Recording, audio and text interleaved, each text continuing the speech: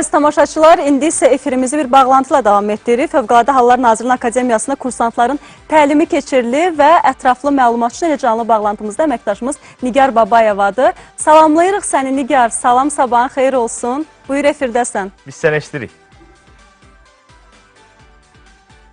Təşəkkür edirəm. Mən də sizi salamlayıram. Sabahınız xeyir olsun deyirik. Bəli, hazırda biz Fövqəladə Hallar Nazirliyinin Akademiyasının təlim otaqlarından birindəyik. Burada tüstü kamerası otağında kursantlara psixoloji hazırlıq mərhələsi keçir.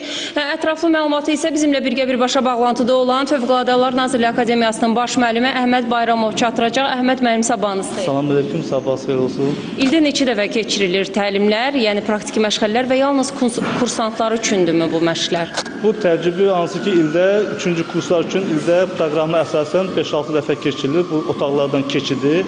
Əleyhi qazlarla kursantları qazdan tutan mühafizə manqaları geyindirilir. Aparatlardan istifadə qaydaları öyrədilir nəzəri tərəfdən.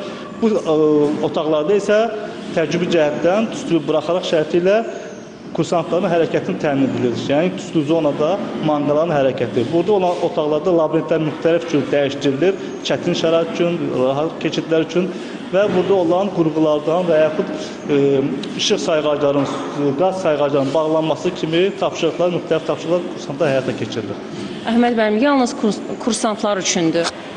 Yalnız burada kursantlar əlavə ixtisas artırma kurslara gələn şəxslər üçün, yanğın söndürənlər üçün burada məşğələlər keçirilir. Qiyabi təhsil alan kursantlar üçün burada məşğələlər keçirilir. İxtisas artırma kursları da akademiyanın tərkibində keçirilir də, yəni buradadır tədris. İxtisas artırma kursları da bəli, akademiyada keçirilir. Bura cəlb olunan kurslardan, buradan təcrübə dərslər, burada saat hesabı ilə keçirilir. Bəli, hörmətli tamaşaçılar, sizə praktiki məşğələləri çatdırmağa çalışdıq. Hələ ki, çatdıracaqlarımız bu qədər, sözü sizə studiyaya ötürürəm. Təşəkkürlər Nigar, biz də ətraflı məlumata görə sənə minnətdarıq.